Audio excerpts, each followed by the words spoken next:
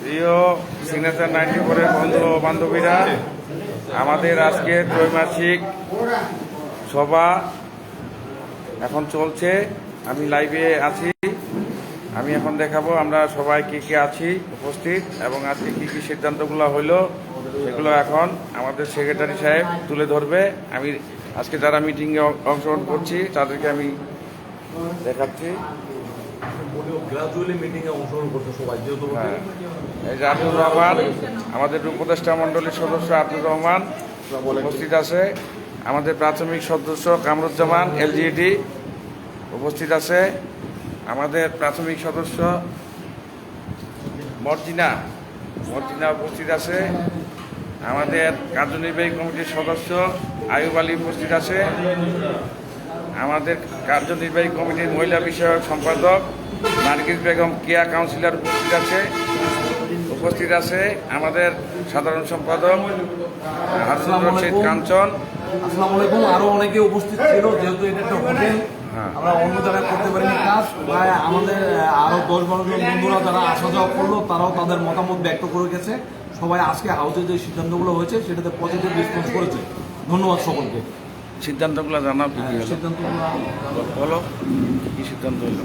আচ্ছা, আজকে আমাদের যে ত্রৈমাসিক মিটিং এর সিদ্ধান্তগুলো গৃহীত হলো এবং সর্বসম্মতিক্রমে হাউসে এটা পাস হয়েছে। সেটা হলো আমাদের প্রবাসী বন্ধু নুরুল হক বাবু, সে বৃক্ষরোপণ কর্মসূচির সাথে তাল গাছ, বলদ বৃক্ষ এবং তাল গাছ, এই কর্মসূচি আসন্ন যে আমাদের বৃক্ষপক্ষ সেটাতে আমরা এই কর্মসূচিটি বীরগঞ্জের সমস্ত হাই স্কুল, কলেজ এবং প্রাইমারি স্কুল যতটা সম্ভব হয় আমরা এটাকে কার্যকরীভাবে গ্রহণ করবো এই পদক্ষেপ।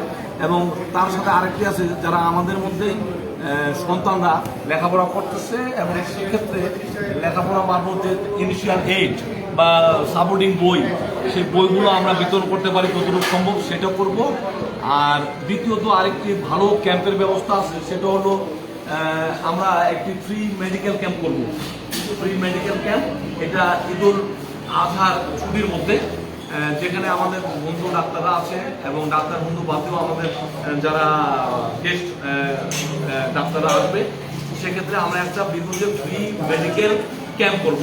সেটা বীরগঞ্জ কলেজ বা পাইলট হাই স্কুলে হতে পারে, এটা একটা ব্যাপার। আর আমাদের বন্ধু, প্রিয় বন্ধু, ক্যান্সার আক্রান্ত রুহুল আমিন, উনি খুবই অসুস্থ, তার জন্য আমরা দোয়া করি। সে একটি প্রস্তাব দিয়েছে। তার প্রস্তাবটা হলো যে সিগনেচার 94-এর সকল বন্ধুদের একটি করে আইডি কার্ড থাকবে। আইডি কার্ডটা থাকলে এটার গুরুত্বটা আরো বেড়ে যাবে ইনশাল্লাহ, এবং অন্য বন্ধুরাও কিন্তু চলে আসবে যে আমিও ওটাতে অ্যাড করি, ফিনান্স করি এবং চাঁদা দিই, তারপর আইডি কার্ড হোক এক। আর সর্বোপরি আমাদের মেডিকেল ক্যাম্পের ব্যাপারে আমাদের সভাপতি শামীম আক্তার সজীব, সহকারী অধ্যাপক, সে বলেছে যে এই মেডিকেল ক্যাম্পটি ঈদুল আজহার ছুটির মধ্যে হলে বেটার হয়।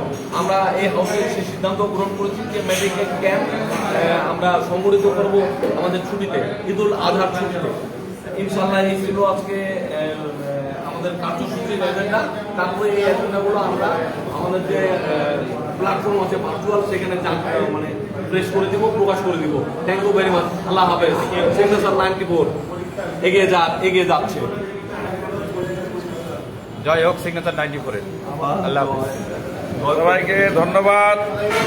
আমাদের যে কর্মসূচিগুলো গ্রহণ করা হয়েছে সেগুলাতে সফল করার জন্য সবারই সর্বাত্মক সহযোগিতা কামনা করে আমি আজকে সবাই এখানে এই সমাপ্তি ঘোষণা করলাম। সবাইকে ধন্যবাদ। আসসালামু আলাইকুম, আদাব, জোয়ার।